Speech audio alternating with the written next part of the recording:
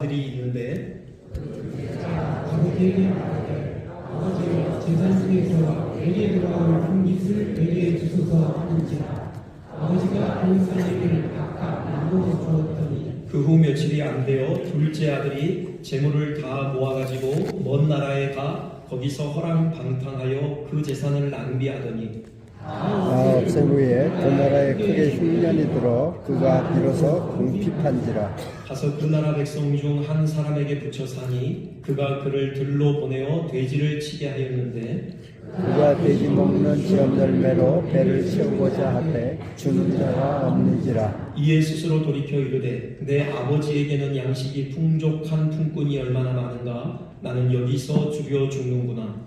내가 일어나 아버지께 가서 이르기를 아버지 내가 하늘과 아버지께 죄를 지었사오니 지금부터는 아버지의 아들이라 일컬음을 감당하지 못하겠나이다. 나를 품꾼의 하나로 보소서 하리라 하고 이에 일어나서 아버지께로 돌아가니라. 아직도 거리가 먼데 아버지가 그를 보고 친히 여겨 달려가 그를 안고 이를 맞추니 아들이 이르되 아버지 내가 하늘과 아버지께 죄를 지었사오니 지금부터는 아버지의 아들이라 일컬음을 감당하지 못하겠나이다 하나 아버지는 종들에게 이르되 제일 좋은 옷을 내어달라 입고 손에 가락지를 끼우고 발에 신을 신기니라. 그리고 살진 송아지를 끌어다가 잡으라. 우리가 먹고 즐기자. 이 내 아들은 죽었다가 다시 살아났으며 내가 잃었다가 다시 얻었노라 하니 그들이 즐거워하더라. 아멘. 우리 서로 인사 나누시는데 이렇게 인사할까요? 함께 예배함이 행복입니다. 예배함이 행복입니다. 그렇습니다. 우리 그리스도 안에 삼모들이 음시체들이잖아요. 함께 아버지의 신 하나님의 보좌 앞에 나아가 우리가 잔치상을 둘러앉은 형제 자매들임을 기억하시길 부탁드리겠습니다. 이 이야기 보통 강자의 비유라고 이름 붙이는 이야기입니다. 그런데 사실 이 이야기를 쭉 우리가 듣다 보면은 초점은 집나 갔다가 돌아온 그 자식에게 있지 않고요. 오히려 그 자식을 기다리고 또 돌아왔을 때 조건 없이 받아주신 그 아버지에게 있음을 우리가 알 수 있죠. 그래서요 독일 신학자 헬무트 틸리케는 이 비유를 이름하여 기다리는 아버지의 비유다. 그렇게 이름을 붙였어요. 참 적절한 이름이라는 생각이 들고요. 그래서 기다리시는 아버지의 비유, 이 이름으로 이 비유를 생각하겠는데요. 하나님 나라에서 하나님과 우리 사이가 단지 왕과 백성과의 관계만이 아니라 보다 인격적이고 친밀한 아버지와 아들, 딸의 관계다. 그 사실을 분명하게 들려주는 이야기이죠. 이 비유를 통해서요 하나님의 아들됨, 하나님의 딸됨이 갖고 있는 의미가 무엇인지 우리 다시금 좀 생각하는 그런 시간을 갖겠습니다. 먼저요 이 비유를 통해서 우리가 다시금 확인하게 되는 것은 우리가 하나님의 아들, 딸됨은 전적으로 하나님의 은혜의 일이다. 우리는 그 사실을 다시금 확인하게 돼요. 작은 아들의 행동이요 참 나쁜 행동입니다. 아주 폐륜적인 행동이에요. 지금 아버지가 죽기 전에 건강하게 살아있는데 아버지에게 자기 몫의 유산을 떼어달라 그렇게 요청을 하잖아요. 이건 지금 요즘 우리나라 관행에서는 별로 대수롭지 않게 여겨질 수 있어요. 세금 문제 때문에라도 미리 유산을 어떤 방식으로든지 물려주는 어떤 이런 움직임들이 있잖아요. 하지만 당시에 이 중동의 문화, 그리고 요즘에도 마찬가지고요. 이 중동 문화 관습에 의하면은 이건 정말 폐륜적인 일이에요. 그 케네스 베일이라고 미국 신학자인데 오랫동안 중동에 살면서 연구하고 강의를 해온 신학자가 있어요. 그가 이제 이 비유와 관련해서 책을 썼는데 거기에 그런 내용이 나와요. 이 이야기를 가지고 자기가 만나는 사람마다 중동 사람마다 물어본대요. 그러면 하나같이 똑같은 반응이에요. 도무지 용납할 수 없는 일이다. 왜냐면은 지금 아버지에게 미리 유산을 떼어달라 이 요청은요 아버지의 면전에 대고 당신 빨리 죽어줄 수 없습니까? 아버지 빨리 좀 죽어주세요. 이런 지금 외침과 같다라는 거예요. 그래서 사실 용납할 수 없는 일인데요. 이게 이 본문을 통해서도 어느 정도 암시가 되고 있어요. 지금 작은 아들의 요구에 아버지가 순순히 응하거든요. 그 재산 나눠줘요 유산으로. 그런데 그걸 표현하는 그 단어가 좀 의미심장해요. 12절인데요. 아버지가 그 살림을 각각 나누어 주었더니 그렇게 되겠죠. 여기 아버지가 자식들에게 나눠준 것을 살림이라 그렇게 번역을 했는데요. 이게 그리스도 언어로는 비오스라는 거예요. 비오스. 생명을 의미하죠.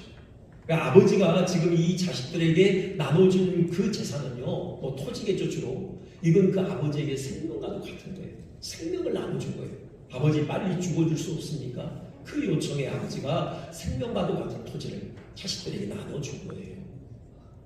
작은 아들의 페루는요, 그것으로 끝나지 않죠. 아버지가 생명과도 같은 땅을 나눠주자 말자 이제 그 땅을 팔기 시작해요. 여기 그렇게 돼 있거든요. 그 후 며칠이 안 되어 둘째 아들이 재물을 다 모아가지고 그렇게 돼 있습니다. 며칠 안 돼서 그 땅을 다 팔아요. 현금화하는 것입니다. 그래서 어떻게 해요? 다 모아가지고 먼 나라에 갔다고 돼 있어요. 언어가 분명히 그렇게 돼 있더라고요. 먼 나라에 갔다. 그게 강조가 돼 있습니다. 그냥 아예 돌아올 생각을 안 하는 거죠. 이대로 영영 아버지 곁을 떠날 셈이었던 것입니다. 그러니 진짜 아버지를 죽은 사람 취급한 거예요. 그러니까 아버지를 2번 죽였다. 우리 그렇게 볼 수 있는 거죠. 지금 예수님께로부터 이 비유를 듣고 있던 청중들 속에 아마 불이 났을 겁니다. 화가 치밀었죠. 뭐 이런 해류나가 다 있나 했을 것입니다. 근데 예수님께서 왜 이렇게 이야기를 정리해 가실까? 이게 전혀 현실과 동떨어진 이야기가 아니라는 거예요. 바로 우리 자신을 가리키는 것이라는 거죠. 우리가 하나님께 지은 죄의 성격이 이렇다는 겁니다. 하나님께서 우리의 창조주 되시죠. 그 창조주 되신 하나님을 반역하고 떠난다? 이건 이토록 폐륜적인 일이다 라는 것을 주님 이 비유를 통해서 우리에게 들려주셔요. 이 아들이요 어떻게 되죠? 아버지 품을 떠나서 그가 원하던 행복, 그 자유를 얻었습니까? 아니죠. 허랑방탕하게 살다가 아버지 재산 다 탕진하죠. 기근이 덮쳐요. 그 꼴이 말이 아니게 됩니다. 이방 땅에서요 돼지치기로 고용이 돼요. 여러분 아시듯이 유대인들에게서 돼지 상종할 수 없는, 입에 들어갈 수 없는 부정한 음식이죠. 돼지치기를 했다는 건요 자기의 유대인됨 그 정체성을 스스로 부정했다는 걸 의미하죠. 그래도 줄인 배를 채울 수가 없었어요. 돼지가 먹는 쥐염 열매로라도 배를 채우고 싶었지만 그마저도 여의치 않았죠. 딱 굶어 죽게 생긴 것입니다. 여기에도 중요한 영적 사실이 스며 있죠. 하나님을 떠난 우리의 영적 실상이 이렇다. 적나라하게 보여주시는 거예요. 하나님을 떠나면요 자유로운 세상이 열릴 것 같지만 결코 그렇지 않아요. 자유가 아니라요 비참한 노예로 전락하게 돼요. 우리 영혼은 헐벗고 굶주리게 되는 것입니다. 결국 이 아들이 거짓골로 아버지 집에 돌아옵니다. 자기 스스로 고백하듯이 자기는 도무지 아들로 받아들여질 수 없는 무자격자예요. 아무런 자격이 없죠. 그저 품꾼으로라도 아버지가 받아들여 주기를 기대하는 마음으로 돌아왔어요. 그게 누가복음 15장 18절부터 19절에 그의 고백이 나오죠. 그런데 전혀 기대하지 않던 일이 벌어져요. 아버지가요 자기에게 달려옵니다. 와라 끌어안아요. 그리고는 입을 맞춥니다. 이 입을 맞춘다. 이건요 용서와 화해를 의미하는 표식입니다. 당시 입맞춤의 의미에는 화해와 용서의 의미가 담겨 있었어요. 보통 그 마을에서 대판 싸움이 일어나잖아요. 이제 진정되고 화해를 해야죠. 그러면 그 싸움에 관여된 사람들 중에 주도적인 사람이 그 상대편 사람을 끌어안는 겁니다. 입을 맞춰 화해하자, 용서하겠다, 용서해달라. 바로 이런 의미를 담고 있어요. 아버지가 아들을 끌어안고 입 맞췄다. 그 모든 지난날의 폐륜적인 행위 다 잊어버린다는 겁니다. 완전히 용서하겠다라는 의미를 담고 있어요. 그리고요 종들을 시켜서 아들에게 좋은 옷을 입힙니다. 옷 이 또한 아버지의 아들을 향한 사랑을 의미하는 상징물이에요. 여러분 야곱 생각하시면 돼요. 야곱이 12아들들 중에 요셉 특별하게 사랑했잖아요. 그 요셉을 향한 특별한 사랑이 드러난 증거가 있죠. 요셉이 걸치고 있던 채색 옷이요. 좋은 옷. 그것은 그 아들을 향한 아버지의 사랑이 지나게 되는 상징물이죠. 특별히 가장 좋은 옷이라고 해요. 제일 좋은 옷. 누구의 옷이겠습니까? 아버지의 옷이죠. 아버지의 옷을 이 돌아온 아들에게 입혀줘요. 그건 아버지의 영예를 고스란히 아들에게 넘겨주는 걸 의미해요. 아들이라는 거죠. 종들을 지켜요.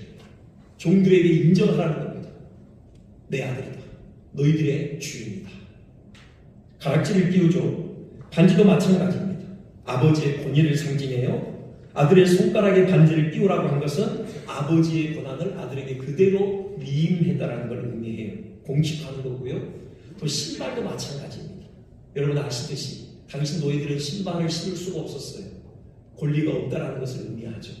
그 아들에게 종들을 시켜 신발을 신겨라. 아들의 권리, 그 아버지의 권한 그대로 아들에게 양도하는 것입니다. 그리고는 마지막으로 종지부를 찍는 일, 동네 잔치를 벌여요. 그리고 살찐 송아지를 끌어다가 잡으라. 우리가 먹고 즐기자. 그래요. 살찐 송아지를 잡았다. 그건요 단지 가족끼리의 잔치가 아니라는 겁니다. 온 동네 사람들을 다 모아서 큰 연회를 벌였다는 걸 의미하죠. 왜요? 왜 동네 사람들을 초대하는 겁니까? 둘째 아들의 지위가 회복되었음을 온 동네에 알리는 것이죠. 앞으로 어느 누구도 이 일을 가지고 시비하지 못하도록 아버지가요 공식화하는 것입니다. 이렇듯 아버지는 이 아들을 온전히 아들로 받아들였어요. 이 모든 일이 누구의 주도로 되어집니까? 아버지의 주도로 이루어지죠. 아들이 한 일이 없어요. 전적으로 아버지의 은혜로 이루어진 일입니다. 이렇듯 우리가 하나님의 아들이 되고 하나님의 딸이 된 것 전적으로 하나님의 은혜예요. 우리가 이를 악물고 뭔가를 해서 하나님을 만족시켜서 하나님의 아들됨의 자격을 얻는 것이 아닙니다. 하나님께서 주도적으로 우리를 하나님의 아들이요 딸 삼아주신 것이죠. 우리 편에서는 무조건이지만 생각해보면요 아버지 편에서는 엄청난 희생이 치러졌어요. 아버지가요 아들을 보자마자 아들에게 내다 달리잖아요. 왜 그랬을까요? 아들을 빨리 보고 싶은 마음도 있었겠지만 당시 통용되던 사회 문화한 관습, 캐차차라는 관습을 염두한 거예요. 그게 뭐냐면요 지금 이 둘째 아들의 표현적인 행동은 아버지에게만 수치를 남긴 게 아니에요. 그 가문에만 몫을 한 게 아니라요 당시는 공동체, 그 마을 전체의 영혼이 달린 일이에요. 이 아들의 폐륜적인 행동은 그 마을 전체의 오명을 남긴 거예요. 수치와 모욕과 조롱을 가져다 준 것입니다. 그렇기 때문에 거기에 대한 보응이 있는 거예요. 캐차차라고 하는 건데요. 그 깡통에다가 콩, 뭐 옥수수 이런 걸 태운 걸 담아가지고 그 아들 앞에서 깨뜨려요. 그리고는 이렇게 외치죠. 누구누구는 그 백성으로부터 끊어졌다. 그리고 나서요. 그 아들을, 그 사람을 동네에서 완전히 추방시켜버립니다. 그 과정에 신체적인 해를 가하기도 합니다. 아버지가 이걸 알아요. 지금 이 아들이 거짓골로 돌아오는데 동네 사람의 눈에 먼저 발각되면은 그런 분변을 당할 것을 아는 거죠. 분명히 사람들이 와서 그 아들을 추방시킬 거라. 그 과정에 신체적인 위해가 가해질 것이고 그래서 달려가는 겁니다. 동네 사람들이 먼저 발견하기 전에 그 아들에게 붙기 전에 먼저 아버지가 달려가서 그 아들을 와라 껴안는 것이죠. 손을 단단히 붙들고 집까지 안전하게 인도하는 것입니다. 그런데요, 달려간다는 것, 이 중년 남성이 이 유대인의 간섭에 의하면은 이건 굴욕적인 행위입니다. 여러분 우리나라도 예전에 선비들 비가 와도 그 옷자락이 그 비에 젖어도 달리지 않았잖아요. 이 당시에는 더 그래요. 달리는 것은요 굴욕적인 행위예요. 아버지는 그 아들의 안전을 위해서 그 아들을 위해서 그 굴욕을 온몸으로 받아낸 것이에요. 그래서요 지금 학자들은 이렇듯 아버지가 아들을 위해 달려가는 모습에서 예수님의 성육신과 십자가 죽음이 암시되어 있다 그렇게 해석을 해요. 그러니까 이 비유 속의 아버지는 아들을 위해서요 아들이 당해야 될 모욕과 수치를 몸소 무릅쓴 것이죠. 자신이 저지른 잘못을 함께 뒤집어 쓴 것이에요. 그런 면에서 이 예수님의 성육신과 십자가가 바로 오버랩 된다는 거예요. 예수님께서요 하나님께서 우리를 살리시기 위해서 우리를 아들 삼으시기 위해서요 하나님 편에서는 아무것도 아니에요. 우리와 같은 사람이 되셨어요. 그런 굴욕을 뒤집어 쓰신 것이죠. 나아가서요, 십자가에서 옷이 벗겨졌죠. 벗겨진 채로 십자가에 매달려 계셨어요. 그 수치를 우리 예수님 감당하시면 우리가 하나님의 아들, 딸로서 당당하게 영광의 옷, 의의 옷을 입게 된 것이죠. 십자가에서요, 우리 대신 하나님의 진노의 잔을 그분이 다 마셨어요. 그래서 우리가 하나님의 아들, 딸로서요, 당당하게 아버지께서 베푸신 잔치상에 자리하게 돼요. 그리고 그 기쁨의 잔을 들킬 수 있게 된 것이에요. 이겁니다. 여러분, 이처럼 우리가 하나님의 아들, 딸 된 것은요, 전적으로 하나님의 은혜예요. 그 엄청난 하나님의 은혜, 그 희생으로 전제된 하나님의 은혜의 행위였던 것이죠. 중요한 것은요, 이 은혜를 받아내는 것입니다. 여러분 보세요. 이 둘째 아들이 아버지의 이런 일련의 행동이 진행될 때 어떻게 반응했는지가 지금 여기는 나와 있지는 않죠. 그래서 우리가 오히려 추정할 수 있는 것은 아들은 순순히 따랐어요. 종이 와서 옷을 입혀줄 때 그 옷을 받아 입었어요. 입었고요. 가락지 끼웠고 신기움을 당했어요. 그리고 아버지 손 잡고 집에 들어갔죠. 잔치를 벌여요. 그 잔치상에 앉았던 것입니다. 함께 기쁨의 잔을 들이켜. 여러분, 무슨 면목이 있다? 그렇게 얼마든지 고발할 수 있어요. 아버지 왜 이러십니까? 저 이럴 자격이 없습니다. 아니죠. 이건 아니죠. 저 그냥 품꾼으로 좋게 해요. 그냥 아버지 집에서 종로로 탈게요. 제발 이러지 마세요. 그러지 않았어요. 그 모든 과정을 순순히 따릅니다. 왜 그랬을까요? 아버지의 사랑을 확신한 거예요. 달려와서 자기를 품에 안고 입 맞추고 그 다음에 동네 사람들을 모아다가 함께 풍악을 울려가며 춤추며 기쁨의 잔치를 벌이는 그 일련의 과정을 통해서 아들은 확신했어요. 아버지가 여전히 나를 사랑하는구나. 아버지의 사랑은 변치 않는구나. 아버지가 진짜 나를 용서했구나. 아버지가 진짜 나를 온전히 아들로 받아들여 주는구나. 그것이 아버지에게 기쁨이구나. 도무지 의심할 수 없이 확신했던 것입니다. 그래서 그 아버지의 사랑에 아들은 행복한 것이에요. 우리 그랬으면 좋겠습니다. 우리가 아무리 형편없을지라도 도무지 하나님의 아들이 딸로 불리움을 받을 만한 자격이 없는 존재라 스스로 여겨지더라도 우리 하나님의 사랑을 신뢰하자고요. 하나님의 그 용서를 우리 온몸으로 받아내자고요. 그 하나님의 사랑에 행복하자고요. 하나님의 아들, 딸로서 하나님께서 베푸신 그 잔치상 당당히 참여하시기를 주님의 이름으로 축원드립니다. 아멘. 다음으로요, 우리는 이 비유에서 하나님의 아들됨이 가져온 특권이 무엇인지 확인하게 되죠. 큰아들과 아버지와의 그 이어지는 대화, 그 만남에서 우리가 분명히 확인할 수 있는데요. 먼저 그 이어지는 좀 사건의 전개에 대해서 우리가 좀 생각을 해볼게요. 큰아들이 그날도 밭을 갔죠. 일하고 돌아옵니다. 그 집에 돌아오는데 지금까지 들어올 수 없었던 잔치 소리가 들려요. 풍화이 울리고요, 춤추고 왁자지껄 떠드는 그런 소리가 들려요. 이게 뭔고 하고요, 그 집 앞에서 마주친 종에게 묻죠. 자초지종을 물어요. 듣게 됩니다. 동생이 돌아왔습니다. 아버지가 기뻐했고 송아지 잡고 동네 사람들 초청에다가 잔치 벌이고 있습니다. 그러자 마음에서 분노가 치밀니다. 노발대발해 집으로 들어가기를 거부하죠. 28절에 이렇게 되어 있죠. 그가 노하여 들어가고자 아니하거늘. 근데요, 이 또한 당시 중동의 관습에 의하면요, 이것도 폐륜적인 행위예요. 보통 이런 잔치가 벌어지잖아요. 그러면 그 잔치가 성황리에 진행될 수 있도록 발벗고 나서야 될 아들이 바로 큰아들이라고 해요. 그 역할을 큰아들이 감당하는 겁니다. 이 아들은 그 잔치에 들어가지 않아요. 아예 거절합니다. 이거는 공개적으로 그 아버지에게 욕을 보인 거예요. 아버지의 권위에 정면으로 도전한 것입니다. 동네 사람들 다 모아놓고 아버지에게 수치와 모욕을 안겨준 거예요. 모두가 기대할 수 있는 반응은요, 아버지가 아들을 불러다가 매질을 하는 거죠. 아주 심하게 징계하는 거예요. 그런데 또 기대 밖의 현상이 눈앞에 펼쳐져요. 아버지가요, 그 큰아들을 설득하기 위해서 몸소 뛰쳐나갑니다. 달려나가요. 여러분, 둘째 아들을 맞이하게 달려나갔을 때의 그 굴욕을 이번에 큰아들을 위해서 한 번 더 감수하는 거예요. 큰아들을 향한 아버지의 사랑이죠. 근데 큰아들은 그 사랑 외면해요. 그리고 불평을 쏟아놓기 시작하죠. 29절입니다. 내가 여러 해 아버지를 섬겨 명을 어기면건을 내게는 염소 새끼라도 주어 나와 내 것으로 즐기게 하신 일이 없더니. 자, 이 내용이 담고 있는 의미 조금 이따 생각하기로 하고요. 여기에 대한 아버지의 답변 이것입니다. 예, 너는 항상 나와 함께 있으니 내 것이 다 네 것이잖아.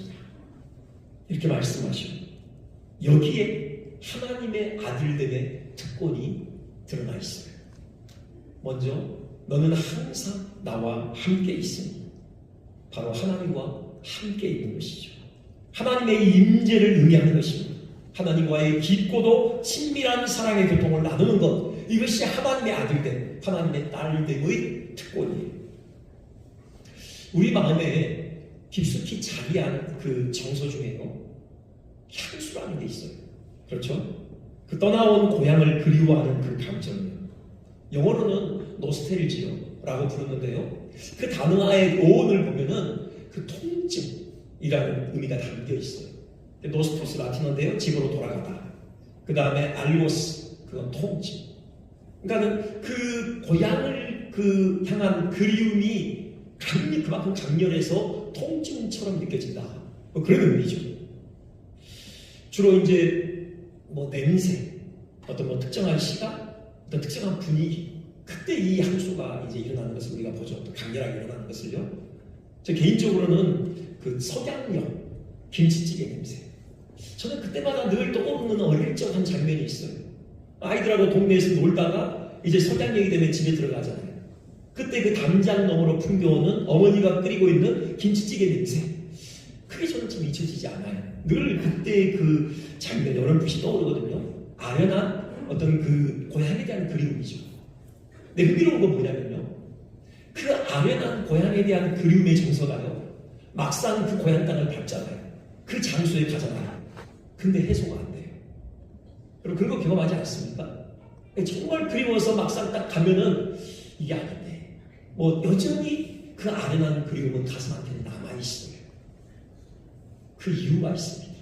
우리는 성경에서 그 이유를 발견할 수 있어요. 우리는 모두 하나님의 동산에서 살도록 창조되었어요.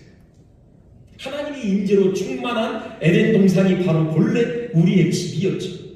비극적이게 아담의 타락과 함께 우리는 그 동산에서 쫓겨나게 된 거예요.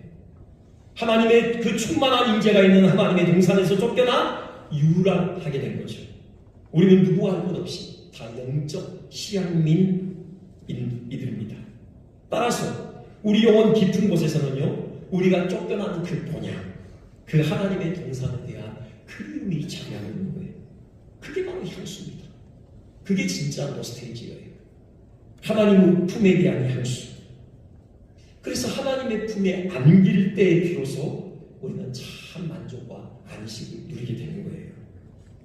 렘브란트, 여러분 그 네덜란드 국민화가 있잖아요. 그가 이 성경 이야기 가지고 많은 그림을 그렸는데 이 돌아온 탕자라는 제목으로 이런 그림을 그렸어요. 저기서 우리가 눈여겨볼 것은요, 좀 확대된 그 그림 사진이 있죠. 저 돌아온 아들의 저 표정이에요. 저 얼굴이에요. 여러분 다른 것은 다 고생해서 그 고생의 그 흔적들이 고스란히 묻어 있어요. 모든 부분에. 근데 얼굴을 봐요. 얼굴만큼은 너무도 평온해요. 마치 테라 같아요. 아주 어린아이 같아요. 어린아이가 이제 자궁에서 막 나온 아이가 그 엄마 품에 안겨있는 그 평온함이 저 아들의 얼굴에 그대로 써 있어요. 렘브란트는 그렇게 해석한 거예요. 우리가 돌아가야 될 고향, 하나님의 품이라는 거죠. 이 아들은 그가 돌아가야 될 그 고향, 아버지의 품에 안겼다는 겁니다. 어디서도 누릴 수 없는 그 참 평안, 그 안식을 비로소 아버지의 품에서 부과하게 된다. 그런 해석인 거죠. 여러분 그래요. 하나님의 아들, 하나님의 딸로서 우리가 누리는 특권은요, 하나님과 함께 있는 것, 하나님의 그 품 안에 안겨서 우리가 참된 안식과 평강을 누리게 된 것이에요. 하나님 품에 안겨서요, 하나님을 향하여 아빠, 아버지라고 부르며 그분과 사랑의 시선을 마주하고 그리고 그분이 주시는 그 기쁨에 동참하는 거죠. 거기에 환희와 감격과 감동이 있어요. 여러분 단지 이게요 그냥 이론적으로만 끝나서는 안 되고 실제로 누려야 되는 거죠. 여러분 이 큰아들 보세요. 이 큰아들은 아버지 곁을 떠난 적이 없어요. 동생과 달랐어요. 늘 아버지 곁에 머물렀죠. 근데 그의 고백을 보면요, 그는 한 번도 아들로서 아버지 곁에 머문 적이 없어요. 그게 누가복음 15장 29절 그 불평에 묻어있죠. 내가 여러 해 아버지를 섬겨. 그래요.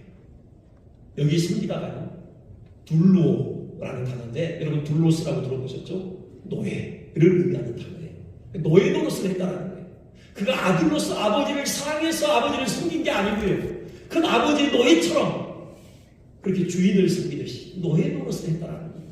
내가 지금까지 아버지 곁에서 내가 노예 노릇을 했는데 그 결과가 뭡니까? 지금 이런 불평이에요. 단지 물리적으로 함께 있다고 함께 있는 게 아니에요.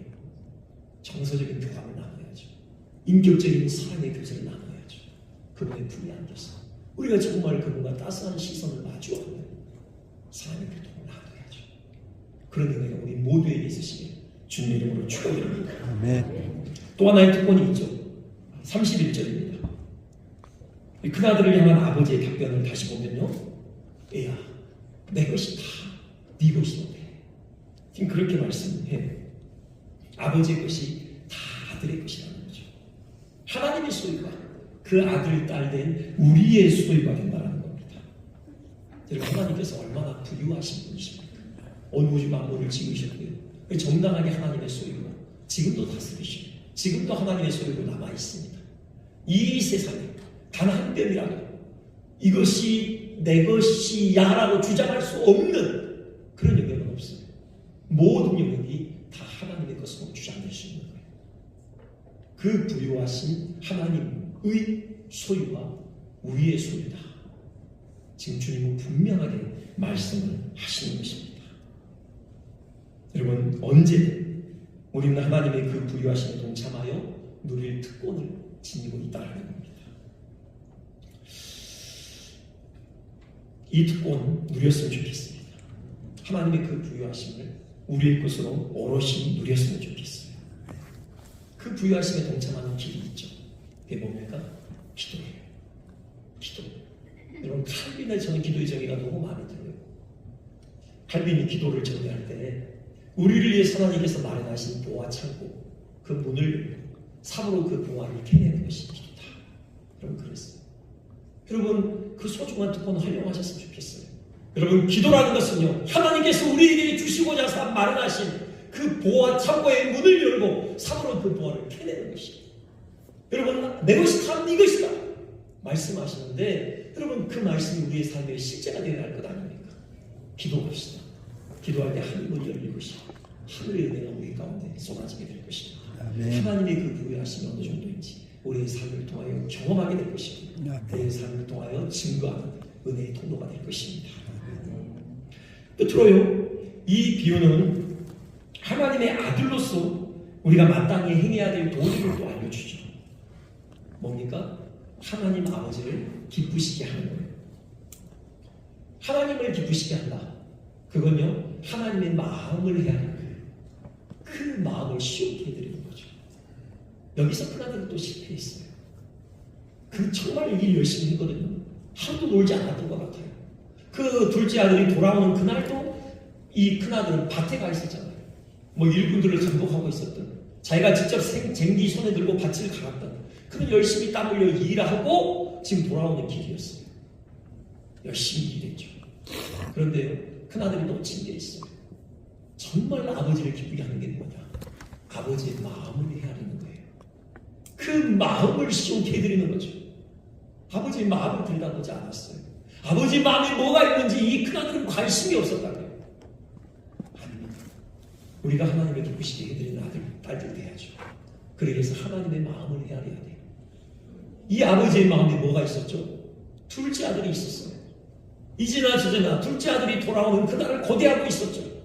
지금 어디서 어떻게 살고 있는지, 밥은 제때 먹고 있는지, 정말 지금 살아는 있는지, 죽은 것은 아닌지 늘 그 아들 걱정하고 있었어요. 그 아들에 대한 그리움이 아버지의 마음을 꽉 채우고 있었다고요.